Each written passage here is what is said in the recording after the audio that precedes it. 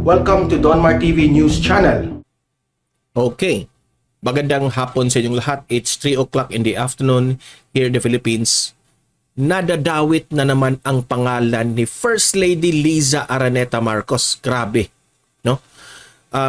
Itong vlog na ito ay tungkol kay former President Gloria Macapagal Arroyo na clarify niya na walang kinalaman itong si First Lady Liza Araneta Marcos sa mga pangyayaring intriga ngayon tungkol nga dito kay Vice President Inday Sara Duterte at itong si House Speaker Martin Romualdez. Na alam niyo naman na kumakalat ito ngayon na grabe ang intriga tungkol dito. Okay? So nagpalabas ito ng official statement itong si former President GMA at yan ay ipinakita ng SMNI. Ipapakita ko sa inyo ang video na yan, no? Kung ano ang sinabi ni GMA, no? But it is only binasa lang yan ng mga reporter. Pero nag-react dito si Attorney Sal Panelo at itong si Attorney Harry Roque. Okay? Kung ano man, kung sino man may isang congresswoman pala na siya yung dahilan sa mga intriga na ito.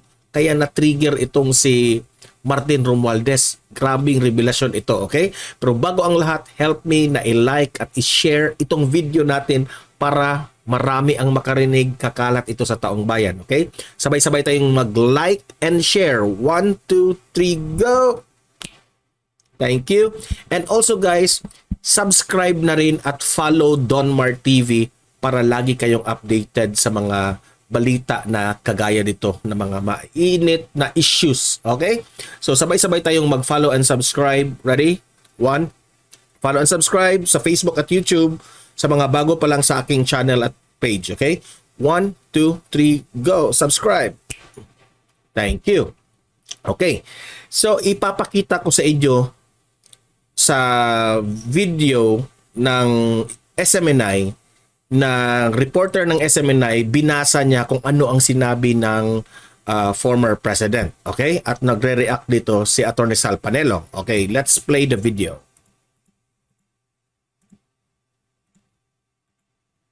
Ni Deputy Speaker Gloria Macapagal Arroyo, former president, sabi niya, a report is going around that I was duped by a congresswoman into thinking that the alleged house coup had the blessings of the First Lady. I am truly sorry that she should even be dragged into this political fantasy of a house coup.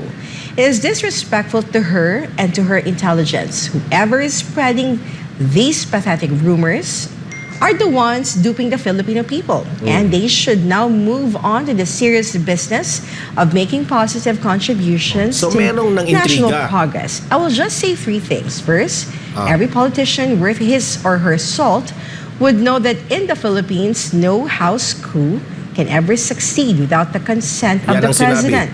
That is simply a fact of life in Philippine politics. Second, I made a humble contribution to the joining of forces that became the unity. And the resulting supermajority in the House is a major force for delivering our president's agenda. Thus, I would never take any action to destroy it. Third, I did not have any conversation here or abroad with any congressman or congresswoman or any other politician active or retired to plot, support, encourage, or participate in any way in any alleged house coup. Correct. So magre-react muna ako dito bago kay Atty. Panelo. Ang ibig sabihin ni former President Gloria Macapagal Arroyo, wala siyang kinalaman dito kasi ito veteranong politician itong si PGMA. Yan ang una. Pangalawa, bakit naman siya mangingialam diyan na siya yung nagpa-merge nitong si VP Sara, Martin Romualdez at itong si Presidente Bongbong Marcos during the election time. At bakit niya magpaplano siyang magkudita, di ba? So far out yun.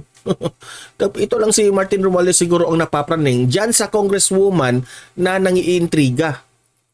Hindi pa natin alam kung sino ang pangalan niyang congresswoman na yan na nagpakalat na nagsalita raw doon kay First Lady Liza Araneta Marcos, nagchismis doon, nagchismis rin dito kay Martin Romualdez. Kaya ngayon nadamay tuloy itong si VP Sara sa kanyang pag-resign sa Lakas CMD. Of quote and of statement about the former president. Ito What na, can you say about it? Ito yung comment ni It's a Panelo. mouthful and I heard about that.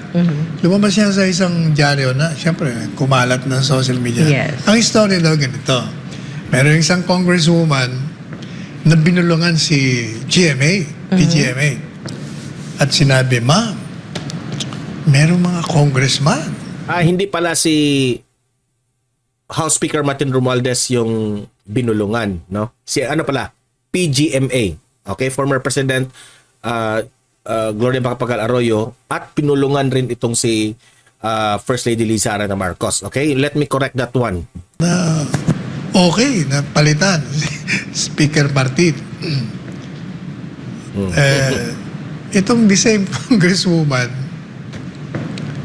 sinabihan siya na ma'am, merong sanction dyan si Lam, Chismis. si Ma'am Liza. Yan ang kwento. The same congresswoman nagpunta raw kay Ma'am Liza, kay Lam. Ma'am, may pinaplano si PGMA. Pinag-aaway nila. Yun, kamadalit sabi, intriga. Intriga. Intriga nyo. Chismis. Talaga naman kayo. Intriga nyo si Sino ba yan? PGMA. Oo nga, kung sino, hindi na-identify eh. Kilala mo ba? Hindi eh. Wala akong idea. Sino ba ang mga malalapit kay ma'am? Wala ako. Hahalugugin natin. Tanungin natin si ma'am. Oo. Yan. Yan ang dahilan. Yang congresswoman na yan, nagchichismis doon kay First Lady, nagchichismis rin dito kay former President GMA. Ayan tuloy, napraning itong si Martin Romualdez.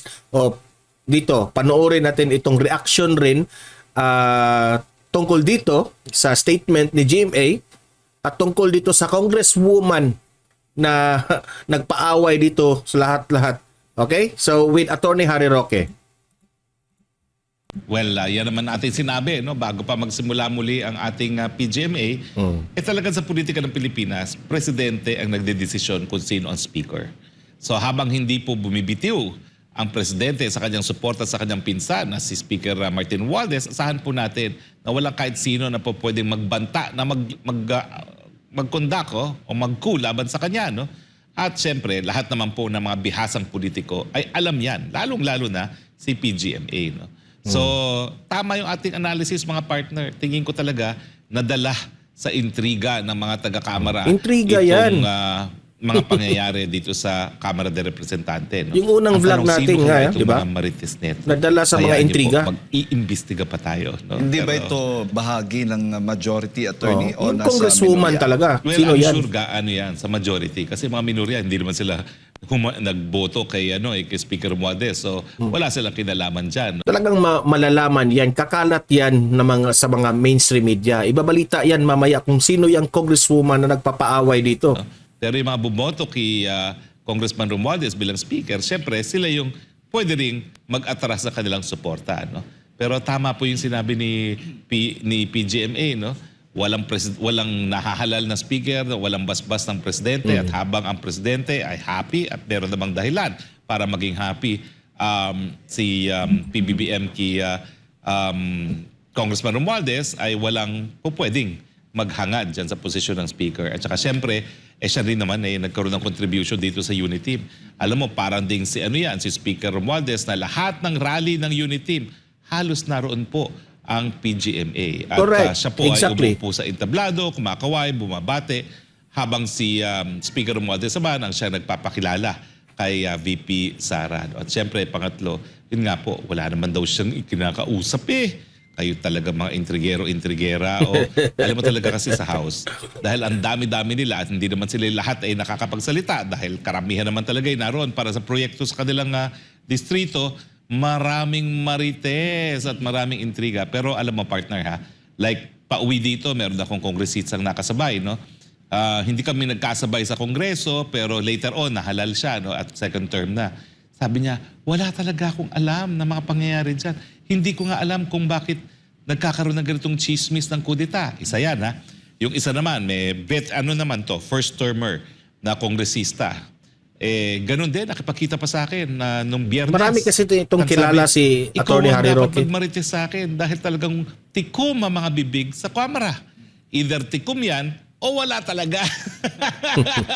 Kasi alam mo, imposible na tikom ang mga bibig niya Correct. kung meron talaga, no? Lalabas at lalabas. At kumalat na yung intriga na yan sa Congress ngayon, no? Hindi na tikop lang bibig kasi para safe play ba? Yan. At yung isa naman nakaklasiko, meaning third termer na siya, ha?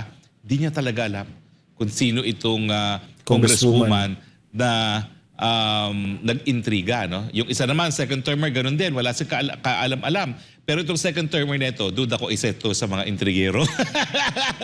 Kaya tinawagan ko siya. Sabi ko, ay nako, alam ko ikaw ay mahilig sa intriga. Kaya ikaw ang tinawagan ko para malaman ko kung sino talaga ito. Pero wala rin talaga siyang alam.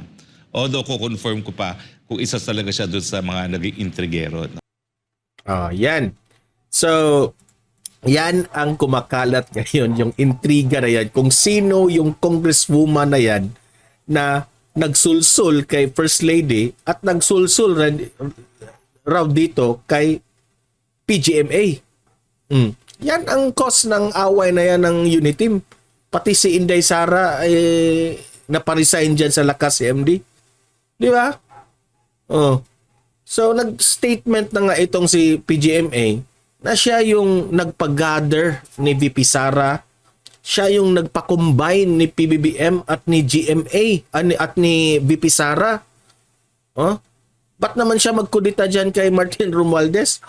He's a senior politician. Hindi na kailangan ni GMA ng mga higher position. Naging presidente na yan ng Pilipinas.